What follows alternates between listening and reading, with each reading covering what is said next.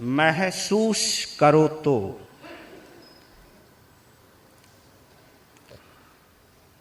ऐसी पतित पावनी आगम गंगा में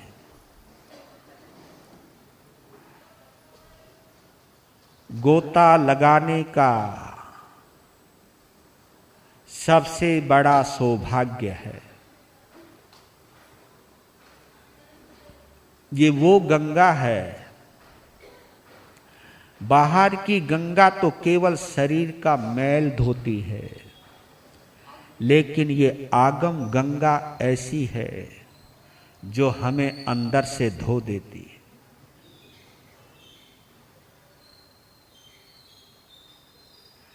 हमें अंदर से पवित्र बना देती है। ये हृदय का प्रक्षालन है, ये आत्मा का स्नान है।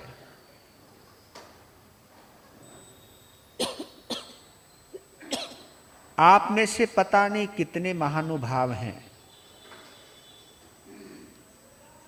जो आगम का स्वाध्याय करते करते आनंद में डूब जाते हैं।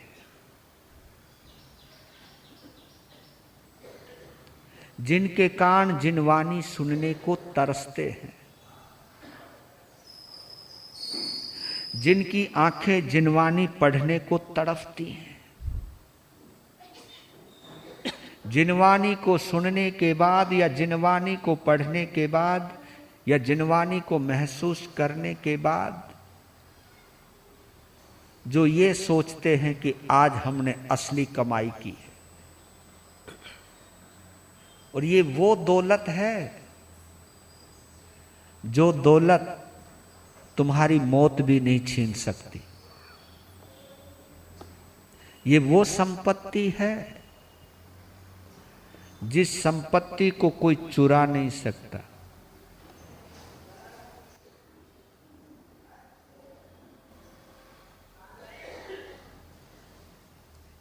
इतना जरूर कहता हूं कि जो भी आपने समय गुजारा है, व्यतीत किया है, श्रुत देव की आराधना में,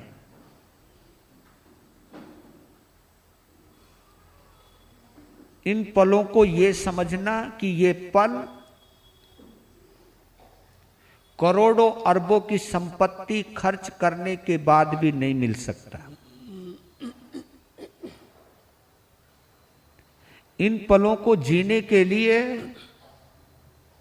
अंतराय कर्म का टूटना बहुत जरूरी है।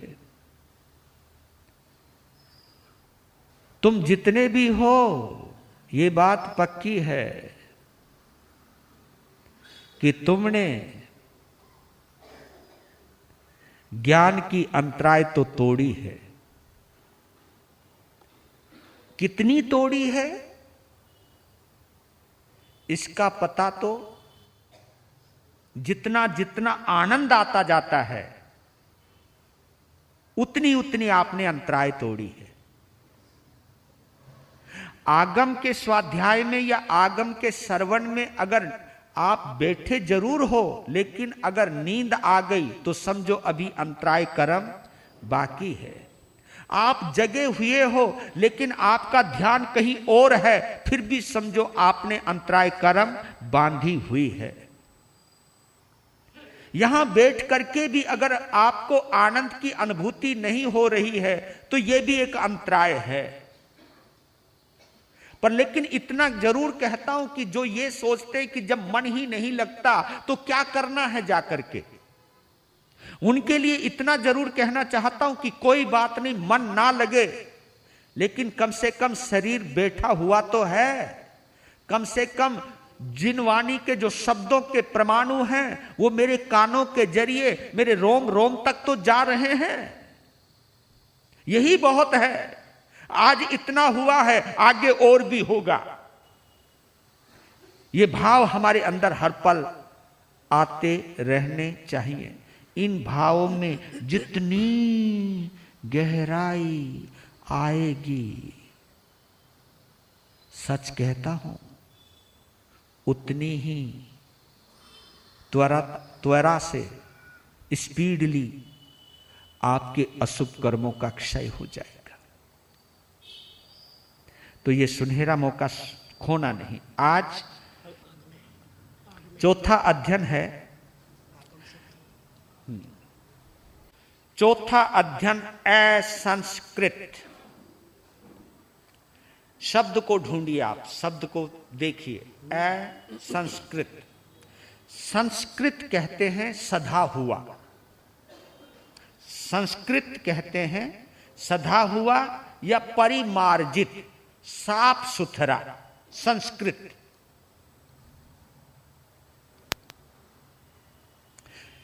जो हमारे यहां संस्कृत भाषा है उसको शुद्ध और पवित्र भाषा कहते हैं, नियमबद्ध है, मर्यादा बंधी पड़ी है।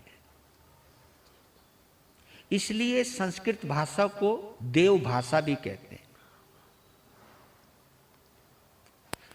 संस्कृत शब्द के आगे ए लगाया है, असंस्कृत। एक है सधा हुआ, एक है साफ सुथरा, और इसका अर्थ हुआ गंदा, बिगड़ा हुआ, विकृत, अव्यवस्थित। जैसे घर में सामान पड़ा रहे, कुछ इधर कुछ उधर, ऐसे आपने सब कपड़े कुपड़े ऐसे फेंक रखे हैं, कोई अचानक आ जावे, क्या देखेगा भाई ये कैसा किसका घर है। यानी घर को जिस तरह आप संभाल के रखते हो, पोछा लगाते हो, डस्टिंग करते हो, सजाते हो, व्यवस्थित लगाते हो, ये सब चीज करते हो ना, यहां तक भी आप अपना कपड़ा भी व्यवस्थित पहनते हो, मेकअप भी व्यवस्थित करते हो, हर चीज में आप व्यवस्थित हो।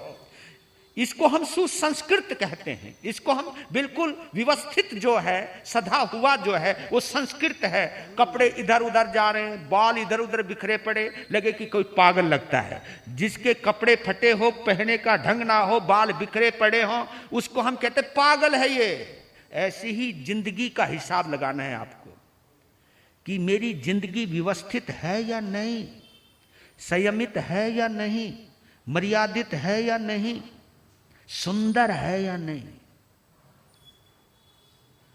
और जिंदगी का संबंध मन से है, मन का संबंध दिल से है, दिल का संबंध चेतना से है, चेतना का संबंध आत्मा से है, प्रज्ञा से है। आपने शरीर को सजा लिया है, लेकिन एक चीज जरूर सोचा करो, शरीर को तो सजा लिया है, मन को सजाया है या नहीं, उसका चिंतन जरूर करना है। कपड़े तो साफ सुथरे पहने हैं, लेकिन मन साफ हुआ है या नहीं, इसका चिंतन जरूर करना है। अपनी सफाई अधूरी नहीं रखनी।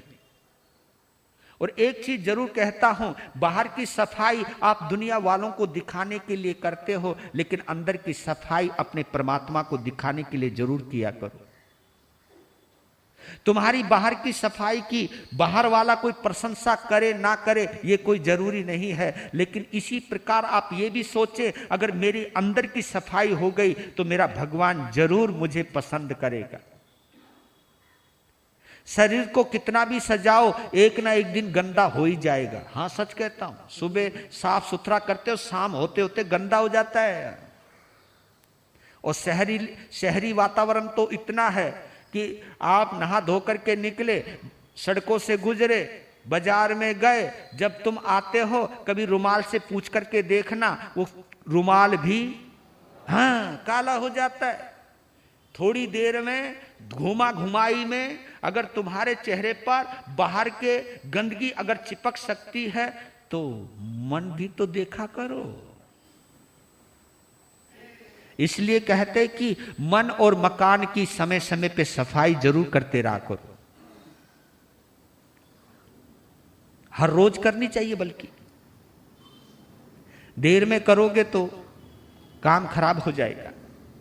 क्योंकि जितनी ज्यादा गंदगी उतनी मेहनत लगेगी, उतना ही समय लगेगा। हाँ, और जो सफाई रोज होती रहे तो कभी कभी रोज पोछा लगाने की जरूरत नहीं, इतनी सफाई हो कि झाड़ू भी फेरो तो साफ हो जाए। तो इसलिए यही कहता हूं, आप लोग भी अपने जीवन के अंदर झांकी मार के देखते रहा करो कि कसाई की वजह से, क्रोध की वजह से, मान की वजह से, राग की वजह से, द्वेष की वजह से, निंदा चुगली की वजह से मैंने कितना पाप बाहर का अंदर समेटा है, मैं कितना असंस्कृत हो गया हूं।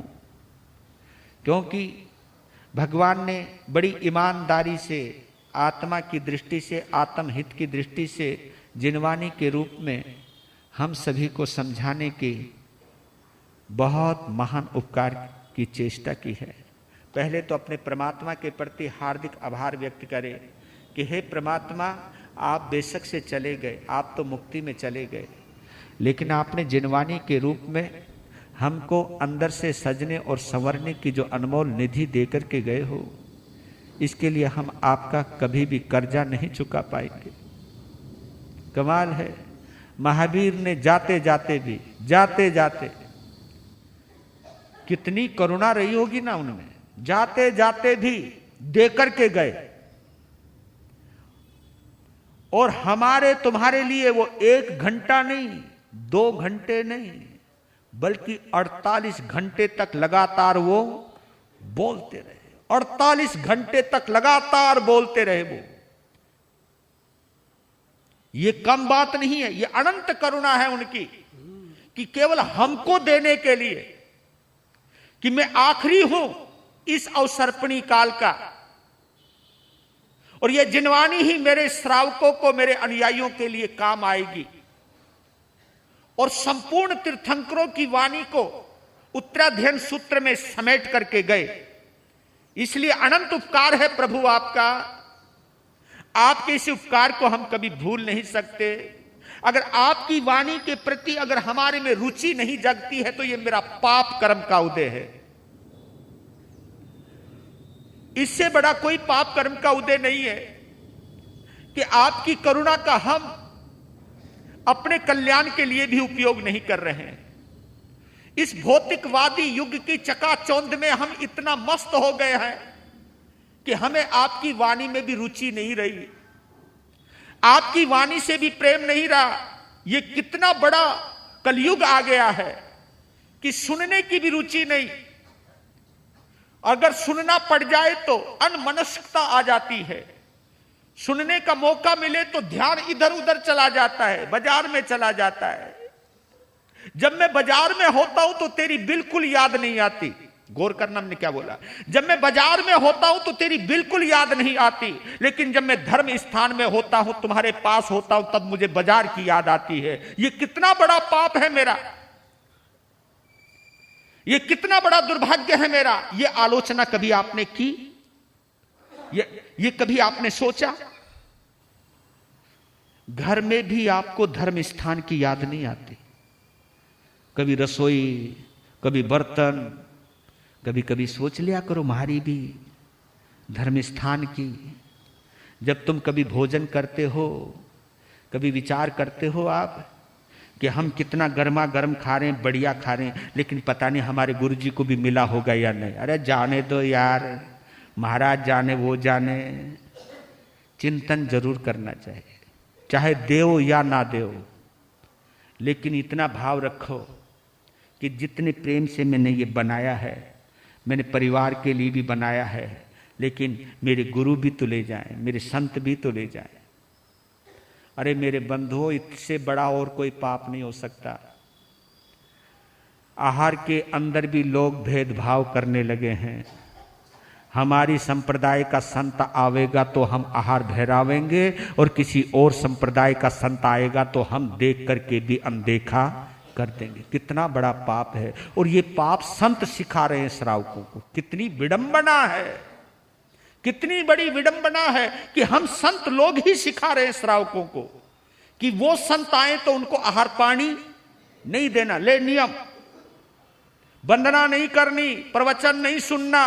कितनी अंतराय कर्म बांध रहे होंगे वो साधु जो इस तरह की प्रेरणा देते हैं। उनके अपने तर्क हैं कि हम उनको बर्बाद होने से बचा रहे हैं। अरे मेरे भाई, सेवा करके कोई बर्बाद नहीं होता है। हां, भेदभाव करने से जरूर बर्बाद हो सकता है। सेवा करने से कोई बर्बाद नहीं।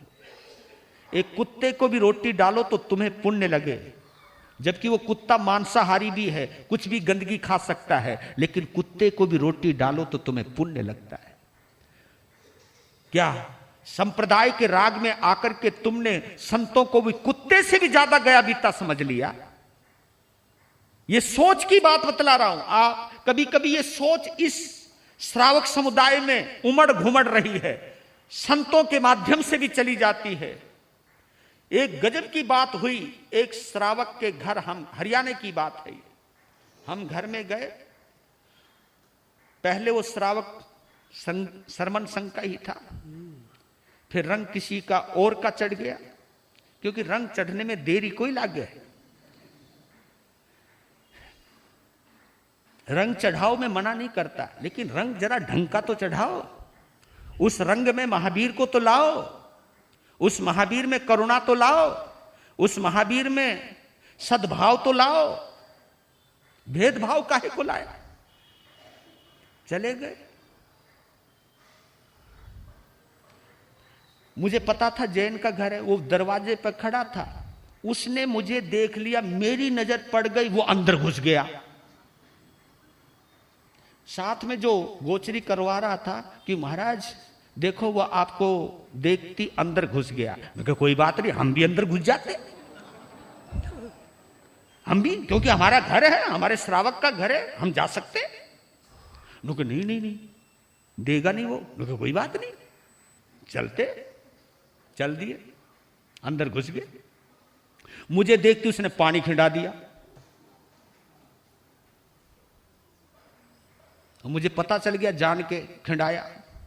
तो थोड़ी बहुत जो सूखी सूखी जगह बची हुई थी, थोड़ी बहुत, मैंने वहां पांव टेक टेक के, कुछ पांव पानी में भी गया होगा, उनके देखी जाएगी, जो कुछ होना होगा हो जाएगा, लगने दो।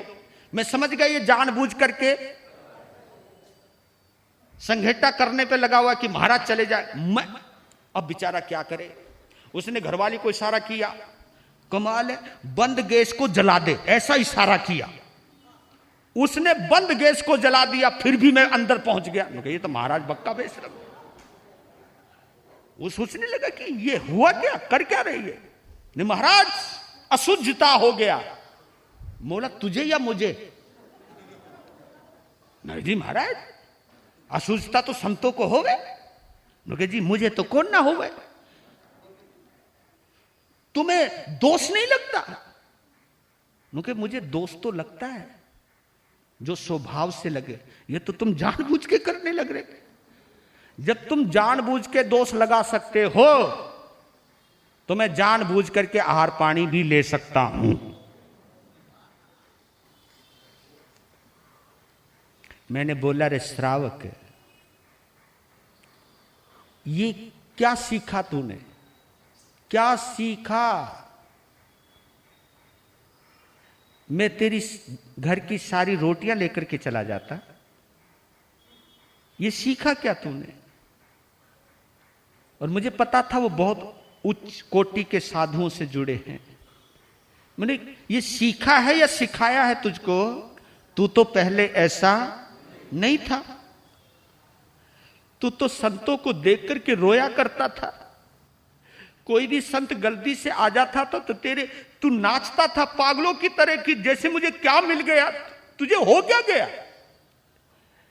तब वो कहने लगा, एक्चुअली हमने दूसरी संप्रदाय ज्वाइन कर ली है। अच्छा, तो फिर उस संप्रदाय में आहार देना मना कर रखा है? हाँ, उन्होंने जब गुरु धारणा दी, यानी हमको संकित दी, तो उस वक्त ये कहा कि हम जैसों को ही आहार देना, किसी और को आहार नहीं देना। तो उस श्रावक की बात बतला रहा हूं। उसने एक बात और कही कि मैंने जब अपने संतों से यह कहा, जिनकी मैंने गुरु धारणा ली, कि अगर कोई संत आ जाए तो क्या करूं, क्योंकि उस समय अशुद्धता कर दो, संघेटा कर दो। मैंने कहा संतों ने ऐसा कहा, और तूने मान ली। जब तुझे यह पता है कि यह महापाप है जानबूझ करके अशुद्धता करना, क्योंकि मेरी जगह कोई और होता तो चला जाता, लेकिन मैं ये कहने के लिए आया हूं, मैं आहार के लिए नहीं आया, मैं तेरी रोटियों के लिए नहीं आया, मैं ये कहने के लिए आया हूं कि जिस रास्ते पे तुम चल रहे हो ये रास्ता मुक्ति की तरफ नहीं जाता, ये रास्ता नरक की ओर जाता है। मैं बताने के लिए आया हूं ये रास्ता गलत रास्ता है। भेदभाव मत कर मेरे श्रावक।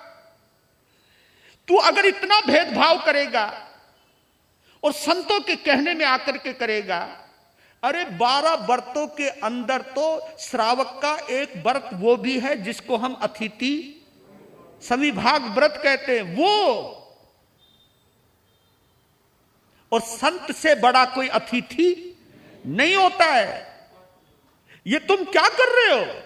पर लेकिन ऐसा हो रहा है।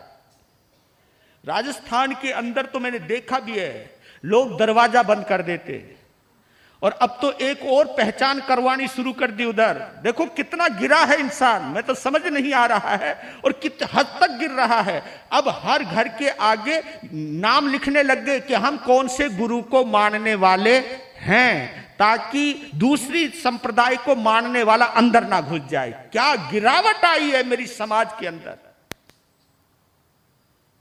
इतनी गिरावट आने के बाद, और मैं ये समझता हूं कि उन संतों ने, उन श्रावकों ने ये उत्तराध्ययन सूत्र का चौथा अध्ययन तो पढ़ा ही होगा।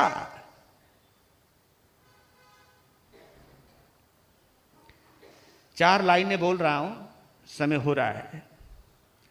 सांध नहीं सकता है कोई जिंदगी को जान लो, त्राण नहीं देता है कोई, तुम नींद से अब जाग लो। स्वच्छंदता को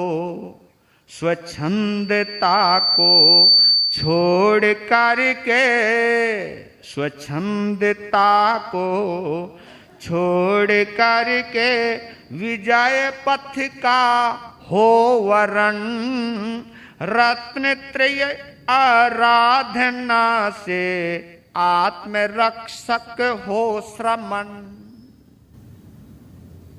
सांध नहीं सकता है कोई जिंदगी को जान लो।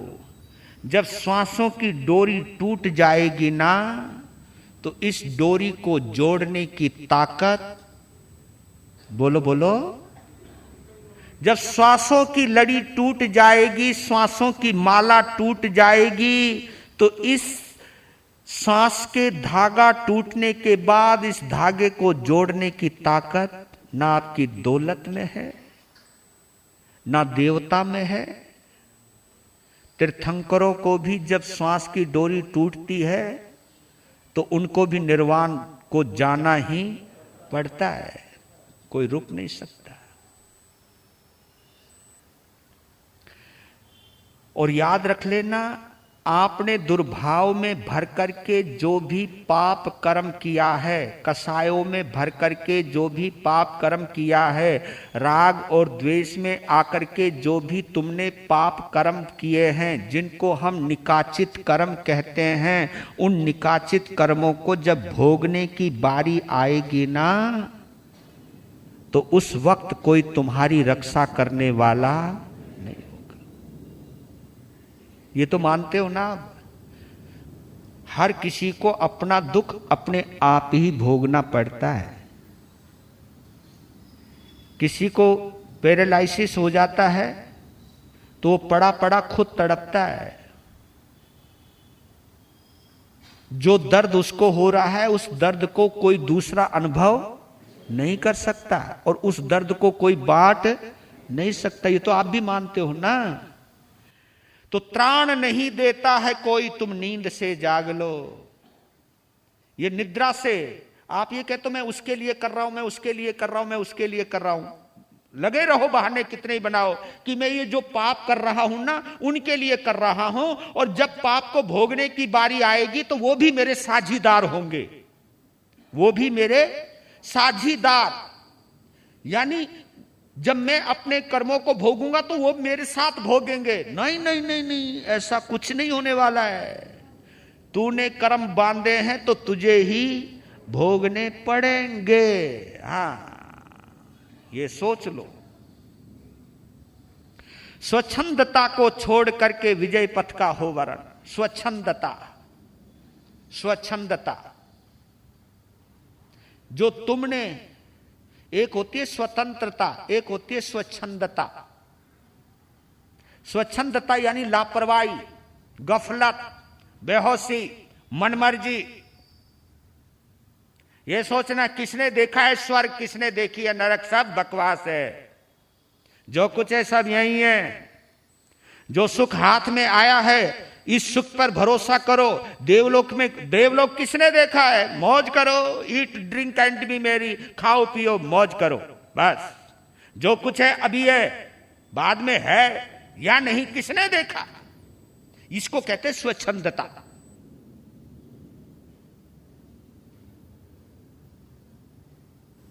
हमें स्वच्छंदता का रास्ता नहीं, स्वतंत्रता का। हम अपनी आत्मा का भी कल्याण करें, दूसरे की आत्मा का भी कल्याण करें, दूसरे के लिए भी हितैषी बने, सोचें। लीजिए पंक्तियां गा लेता हूं कुछ और। वीर प्रभु की अंतिम वाणी सुन लो और सुना लो, जीवन धन्य बना लो, जीवन। आयु क्षण क्षण बीत रही है, साध न सकता कोई, मौत निकट जब आएगी तो बचा सकता ना कोई।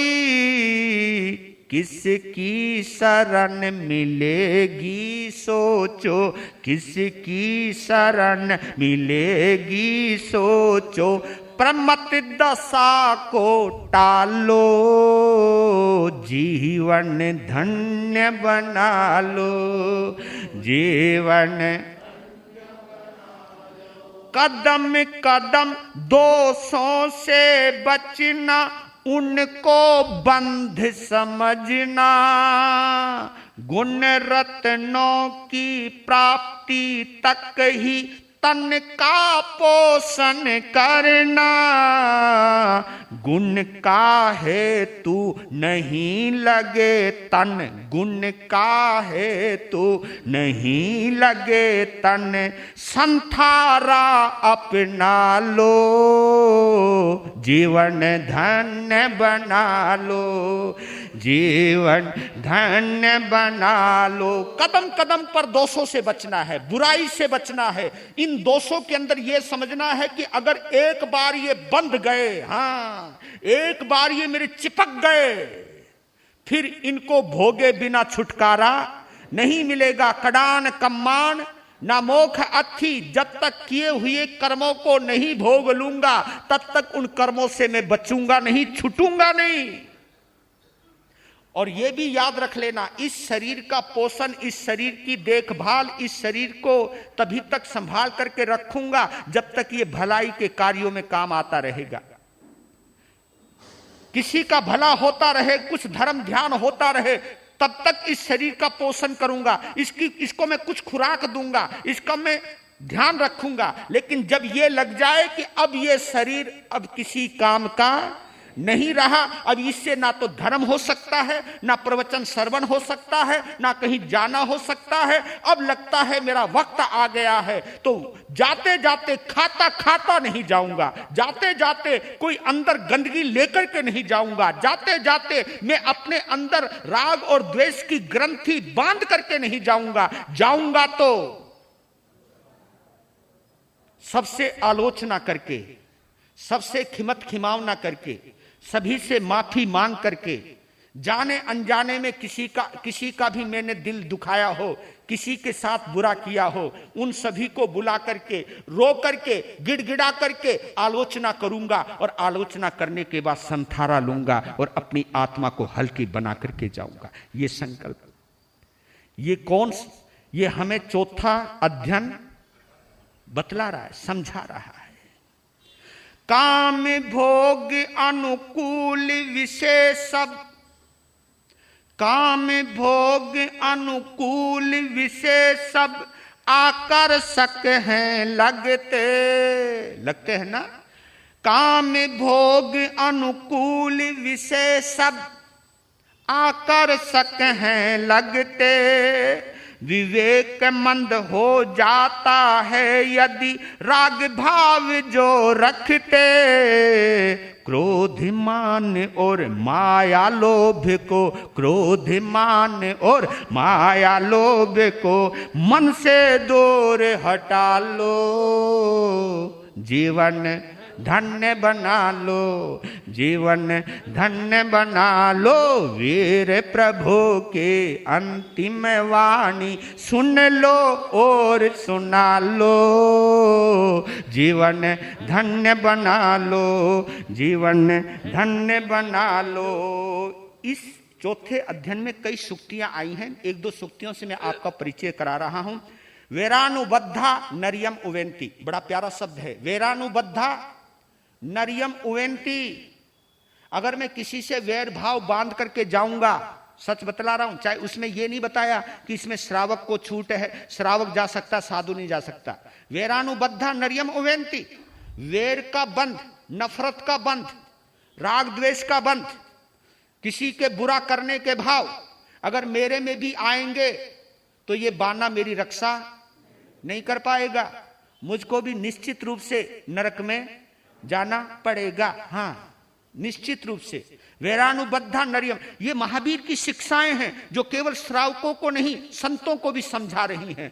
मैं संत हो गया, मैंने रात्रि भोजन का भी त्याग किया, 5 महाव्रत की भी पालना करते हुए भी अगर मेरा किसी के साथ वैर भाव है, क्योंकि संतों के अंदर भी ऐसी ऐसी बीमारियां हैं कि एक ही संप्रदाय में दीक्षित होने के बाद साधु और साध्वी वर्षों वर्षों तक आपस में बोलते नहीं है, मिलते नहीं हैं, देख करके रास्ता बदल देते हैं। अगर इतना वैर भाव मेरे अंदर भरा पड़ा है, सच कहता हूं मैं निश्चित रूप से नरक में जाने वाला हूं, क्योंकि मैं संत होने की वजह से नरक में नहीं जाऊंगा। मेरे अंदर जो नफरत भरी हुई है वो नफरत मुझे खींचकर कहां ले जाएगी?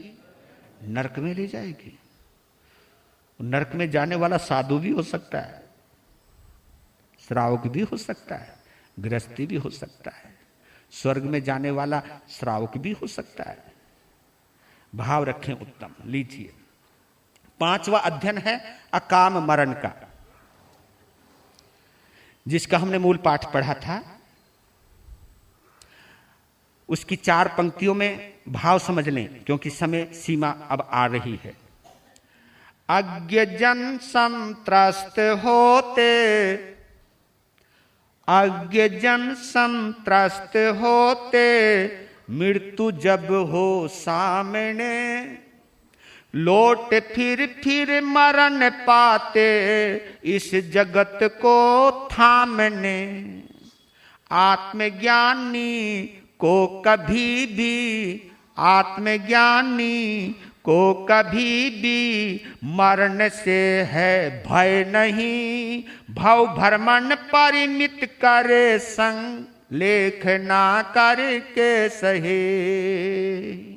अज्ञ जन संत्रस्त होते, मृत्यु जब हो सामने। अज्ञ, अज्ञ यानी अज्ञानी। हाँ, जो अज्ञानी होते हैं, बाल होते हैं, मूर्ख होते हैं, जो जिंदगी की सच्चाई को नहीं जानते, जो बेभान होते हैं, गफलत में रहते हैं, जो अज्ञ जन होते हैं, वही संत्रस्त, वही दुखी होते हैं। कब? जब मौत, हाँ, मौत केवल अज्ञानियों को डराती है, ज्ञानियों को कभी मौत नहीं डराती। अगर जब तक हमें मौत से डर लग रहा है, चाहे तुम हो चाहे मैं हूं, ये बात, ये भी यहां पर भी हमारे ऊपर भी बात लागू हो रही है। अगर मौत को देख करके मैं भी डर रहा हूं और मैं चेलों को कह रहा हूं, अरे बचा ले मुझको, ले चल हॉस्पिटल, कोई अच्छे डॉक्टर को दिखा, मैं मरना नहीं चाहता। अगर मैं संत होकर के भी इतना विकलता हूं, इतना परेशान होता हूं, तो ये मेरी ज्ञान दशा है या अज्ञान दशा? जबकि हमें ये मालूम है जब वक्त आ जाएगा ना, दवाइयां धरी की धरी रह जाएंगी, अच्छे से अच्छा डॉक्टर धरा का धरा रह जाएगा, और बचाने वाली दवाइयों की वजह से किसी ना किसी दिन मैं मर जाऊंगा। क्योंकि देखा आपने, अभी तक वो दवाई एक्शन करती रही, जब मौत आई तो रिएक्शन कर गई। वही दवा, कमाल की बात है, वही दवा बचाने का कारण बनती रही और वही दवा हमारी मौत का कारण बन गई। तो जो अज्ञानी लोग होते हैं वही मृत्यु को देख करके डरा करते हैं, और जो मृत्यु से डरते हैं, मृत्यु को देख के गिड़गिड़ाते हैं, और वही गिड़गिड़ाते हैं जिनके अंदर जीजी विषा होती है। जीजी विषा कहते हैं जिनमें अभी जीने की इच्छा है, आशा नहीं, इच्छा है, जीने की इच्छा है, तड़फ है, जीजी विषा। नहीं, मुझे मरना नहीं, मैंने ये घर बार छोड़ना नहीं। ए भाई जरा मुझे बचा ले, कहीं कुछ भी कर मुझे बचा ले। जब ये आदमी इस तरह तड़पता है, इसको जीजी विषा कहते हैं, और इसी की वजह से उसे दोबारा जन्म लेना पड़ता है। बार बार लौट कर फिर मरण पाते इस जगत को थामने, इस बार बार आना पड़ता है, इसी को जन्म मरण बोलते। और जो आत्मज्ञानी होता है, जो आत्मा को जानता है, आत्मा को ये जानता है कि मरेगा तो शरीर मरेगा, हाँ आत्मा, और बल्कि मैं तो एक बात और कहता हूं, शरीर भी नहीं मरता। आप कहोगे ये कौन से पंगा डाल दिया, मैं सच कह रहा हूं, शरीर भी नहीं मरता, आत्मा भी नहीं मरती। उनका फिर मरता क्या है? बस मृत्यु की परिभाषा करूं तो कौन सी करूं? मृत्यु की एक ही परिभाषा है, जब इस शरीर से आत्मा अपना कनेक्शन तोड़ देती है वो मृत्यु है। बस शरीर यही रह जाता है, और शरीर जिन चीजों से बना हुआ है ना, वो सब इसी में समाहित है। वो भी नित्य है, वो भी तो नित्य है। चाहे पृथ्वी तत्व है, चाहे जल तत्व है, वो सब शाश्वत है। जिन हमारे 5 चीजों से बना है ये, वो सब चीज शाश्वत है। ये सब बिखर जाती हैं, जब ये जुड़ जाती हैं, उसके बीच में आत्मा आ जाती है तो बस जिंदा है। लेकिन सब बिखर जाते हैं, सब इधर उधर अपनी अपनी जगह पहुंच जाते हैं। हम कहते हैं ना, मिट्टी मिट्टी में मिल गई, मिट्टी मिट्टी में मिल गई, आकाश आकाश में समा गया, जल जल में समा गया। यानी जो चीज जहां थी वो वहां चली गई, खत्म नहीं हुई। ना शरीर खत्म हुआ है, ना आत्मा खत्म हुई है, बस जितना संयोग लिखा था वो संबंध खत्म हुआ है। आपने देखा होगा, दिया भी रहता है, बाती भी रहती है, फिर भी दिया बुझ जाता है, क्योंकि तेल खत्म हो गया है। तेल खत्म होने, देखो दिया वही है, बाती वही है, लेकिन तेल खत्म हो गया तो दिया बस। आयुष्य कर्म तेल है, जब वो खत्म हो जाएगा तो हमें। और दूसरी बात और बोलता हूं आपको, जब हमारा तुम्हारे लिए कोई काम करने योग्य नहीं बचेगा ना, भाई उससे मिलना है, वहां जाना है, वहां खाना है, जब सब काम खत्म हो जाएंगे तो भैया फिर जानो पड़ेगो। हाँ, हम तभी तक। और मैं कभी कभी हंसता हूं, पता नहीं यहां होता है या नहीं होता है, पर लेकिन मैंने देखा है, गांव में भी देखा है, जब मुर्दा निकलता है तो उसके ऊपर पैसे बरसाते हैं। हाँ, देखा होगा। वो पैसे क्यों बरसाते हैं? नहीं, पैसा इसलिए बरसाते कि तेरे अंदर हिम्मत है। और देखो, पैसे छाती पे पड़े रहते तो भी पैसा उठाने की ताकत, वो कहता उठा अगर हिम्मत है तो तेरी, तूने बड़ा कमाया है, इस पैसे के लिए पता नहीं तूने दिन रात एक कर दिया, अब एक पैसा भी ले जाने की ताकत तेरे पास, ले जरा। अरे हम फेंक रहे तेरे ऊपर पैसे, उठा तो सही, लेकिन कोई नहीं उठा सकता। यही मैं कहना, ये सच्चाई है तुम्हारी। इसलिए कहते हैं कि आत्मज्ञानी जो बन गया उसे मौत से डर नहीं लगता है। जब तक मौत डराती है मेरा अज्ञान बाकी है, जब तक मौत डराती है मेरा अज्ञान बाकी है। मौत जब ना डराए तो समझ लेना ज्ञान के संपर्क में आ गया हूं, ज्ञान के साथ जुड़ गया हूं। और यही कहा है, इसके अंदर एक स्लोगन, एक सुक्ति आती है, ने संत संति मरणंते शीलवंता बहुसुया। वे लोग कभी मरते ही नहीं। ने संत संति मरणंते शीलवंता बहुसुया। इसका मतलब शीलवान जो हैं, जो ठंडे हैं, जो नरम हैं, जो प्रेमी हैं, जो मैत्रीपूर्ण हैं, जो पूरे विश्व से जुड़े हैं, पूरे ब्रह्मांड से जुड़े हैं, आत्मज्ञानी हैं। क्योंकि आत्मज्ञानी उसको कहते हैं जो सबको माने।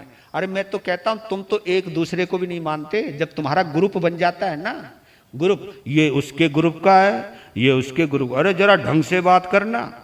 हाँ, और ये ग्रुपिज्म हमारे अंदर भी घुस गया। अरे हम इस संप्रदाय के हैं, ये उस संप्रदाय का है। ये आत्मज्ञानी की सोच नहीं है, आत्मज्ञानी की सोच नहीं है। आत्मज्ञानी के लिए तो हर कोई उसका अपना है। वसुधैव कुटुंबकम, वाह, पूरी धरती मेरा परिवार है, ये सोच है। अयम निजम परोवेति गणना लघु चेत श्याम उदार चरित्रा नाम वसुधैव कुटुंबकम।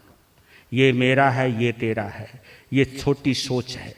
अयम निजम परोवेति गणना लघु चेत शाम। जिनका छोटा चित्त होता है ना, जिनकी छोटी सोच होती है,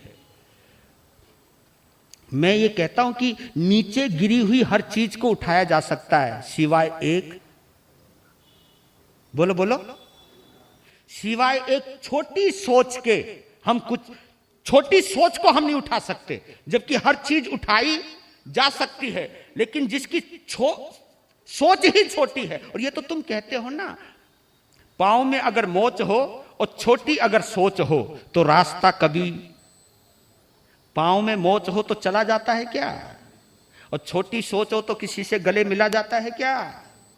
छोटी सोच वाला कभी किसी से गले नहीं मिलता है। तो इसलिए कहता हूं कि महावीर के श्रावक और श्राविका और संत और साध्वी बनने का हमें सौभाग्य मिला है। तो ज्ञानी बनो, और ज्ञानी तभी बनोगे जब आत्मज्ञानी बनोगे। आत्मज्ञानी अगर तुम बन गए तो तुम्हारी ये परीक्षा कब होगी? मैंने कितने शास्त्र पढ़े हैं, कितने शास्त्र सुनाए हैं, इसकी परीक्षा एक ना एक दिन मेरी भी होने वाली है। कब होगी? जब मौत आएगी, बस फैसला हो जाएगा। मेरी और तुम्हारी जिंदगी का फैसला उस दिन होगा कि मैंने कैसी जिंदगी जी है, मैंने कितना स्वाध्याय किया है, मैंने कितनी समाई की है, मैंने कितना पोषण प्रतिक्रमण किया है। यह पता तब चलेगा जब मौत आएगी। मौत ने अगर डरा दिया तो सब सीखा सिखाया खत्म, सब यहीं रह जाएगा। इसलिए कहता हूं, चेतिए, जागिए, संभलिए, संभालिए, जीवन सफल बनाइए। समय आपका हो गया, अब तुम जाइए। वीर नाम के हीरे मोती, गुरु नाम के हीरे मोती में बिखराऊं। ले लो रे कोई राम का प्यार, शोर मचाओ गले गले। ले लो रे कोई गुरु का प्यार,